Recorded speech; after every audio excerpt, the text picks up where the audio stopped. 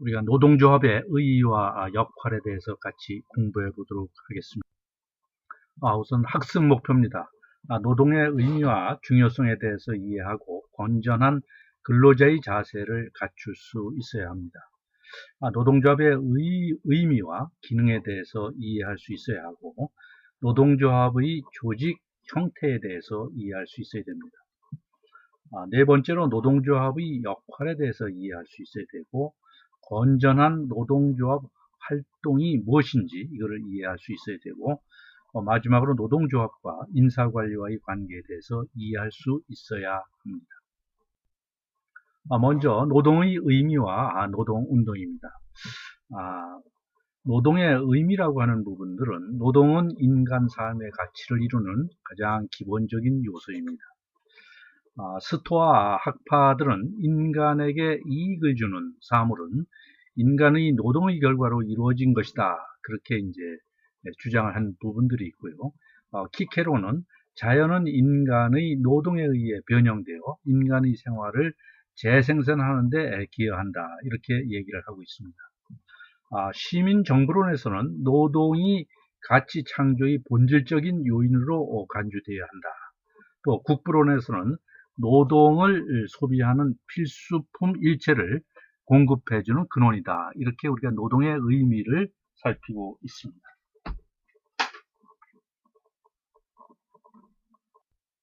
다음은 이제 노동운동과 노동조합입니다. 노동조합이라고 하는 것은 근로자 자신들이 경제적, 사회적 지위를 향상시키고 결속을 도모하기 위해서 계속적으로 협력하는 이익집단이다. 그렇게 얘기를 하고 있습니다.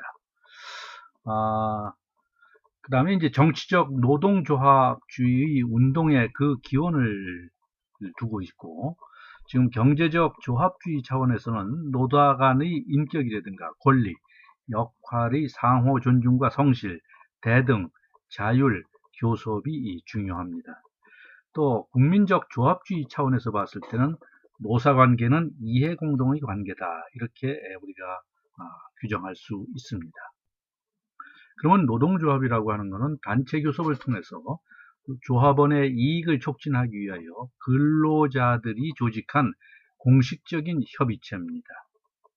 그래서 노동조합의 이제 기능을 살펴봤을 때 첫째로 노동조합의 기본 기능은 조직 기능입니다. 우선 이제 조직화가 되어서 사용자를 대항하는 부분들입니다. 두 번째로는 이제 집행 기능입니다. 헌법상 노동 3권에 보장이 되는 그런 여러 가지 권한을 집행을 함으로써 집행 기능은 크게 근로자의 근로 조건 유지와 향상을 위한 단체 교섭 기능과 그의 경제적 기능 그리고 정치적 기능으로 나누어지게 됩니다. 세 번째로 참모 기능이란 노동조합의 기본 기능과 집행 기능이 더욱 효과적으로 수행할 수 있도록 보조하는 기능을 참모하는 기능이다. 그렇게 얘기하고 있습니다. 다음에는 이제 노동조합의 조직 형태에 대해서 알아보도록 하겠습니다. 먼저 이제 그 직업별 노동조합입니다. 어떤 직업을 갖고 있는 사람들끼리 이 노동조합을 구성을 해서 고용노동부에 이제 신고를 해서 우리가 이제 노동조합 활동을 하게 되는 부분들이죠. 동일한 기능을 갖는 숙련 근로자들의 자신들이 경제적 이익을 확보하기 위하여 만든 조직체로서 가장 일찍 발달한 노동조합의 형태입니다. 직업별 노조의 장점으로서는 단체 교섭 사항과 그 내용이 명확하게 되고 조직의 단결력이 강하여 사용자에게 종속될 우려가 없다라고 하는 점입니다.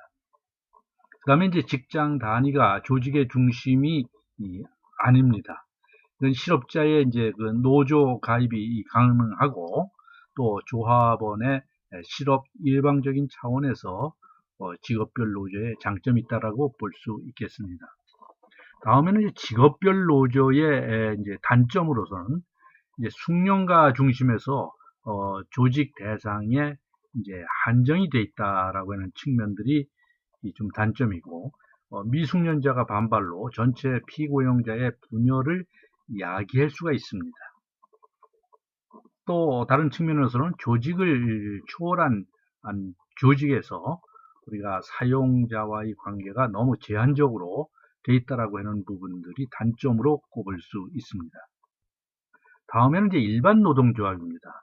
숙련이나 이제 직능, 산업과는 관계가 없이 모든 피고용자들이 가입 자격을 가지고 있고 전국에 걸쳐 조직하는 단일 노동조합을 말합니다. 우리나라는 이제 일반 노동조합이 이제 많이 구성이 되어 있습니다. 거의. 또 이제 주로 미숙련자들이 중심이 되어 있습니다. 지켜야 할 기득권은 이제 여기서 배제를 시키고 또 노동력의 공급 제한이 불가능되어 있습니다.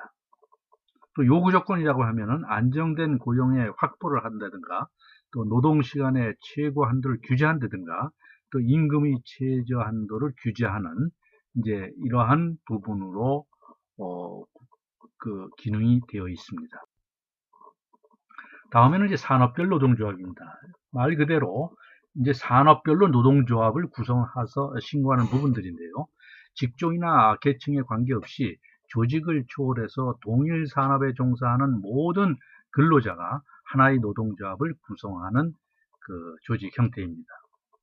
이 부분의 장점은 단결력의 강화로 커다란 압력단체의 지위 확보가 가능하게 되고 또 이제 산업별로 근로 조건에 통일이 되는 그러한 그 기능을 가질 수 있습니다.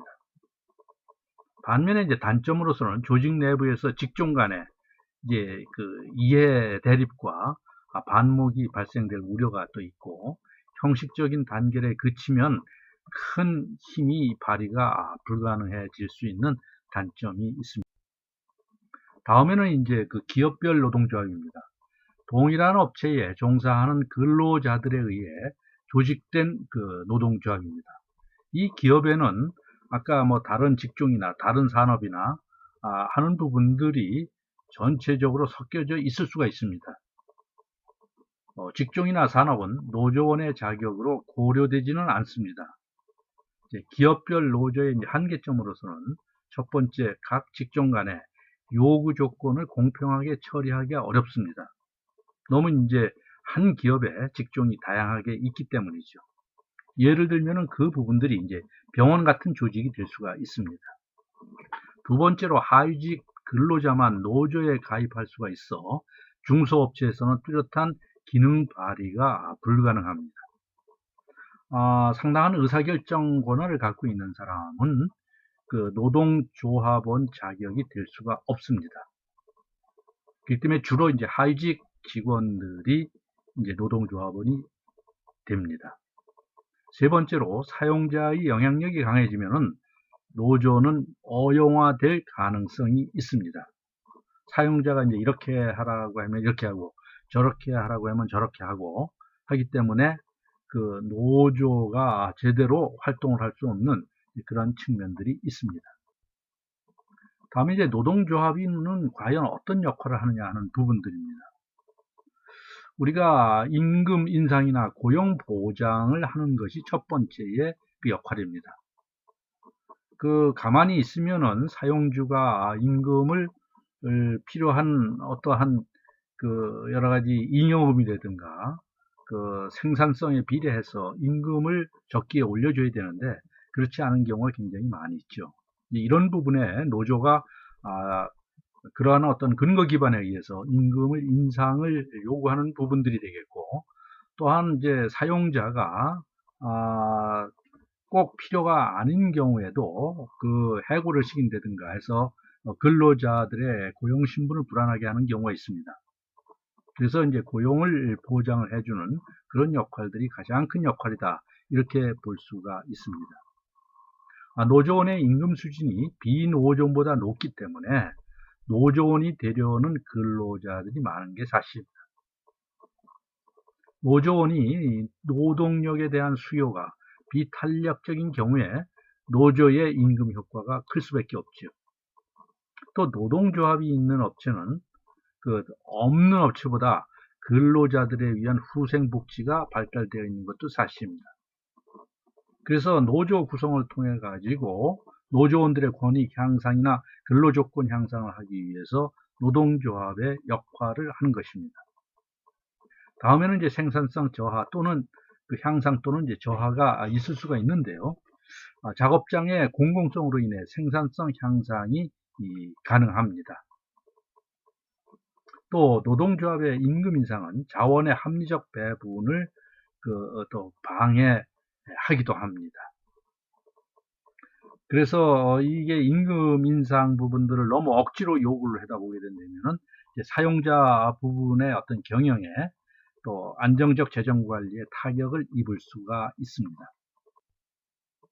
다음은 이제 노동조합에 어떤 경우에 이제 가입을 할 수가 있고 탈퇴가 할 수가 있느냐. 노동조합의 가입은 근로자들의 자유의사에 의해서 노동조합에 가입할 자유가 보장이 되어 있습니다. 이 부분은 우리가 이제 그 법상으로 이제 노동관계법에 이런 부분들이 언급이 되어 있습니다. 다음에는 이제 취업 제도입니다. 노동조합의 가입과 취업을 관련시키는 것으로 노동조합의 규모와 통제력을 좌우할 수 있는 조건이 되게 됩니다.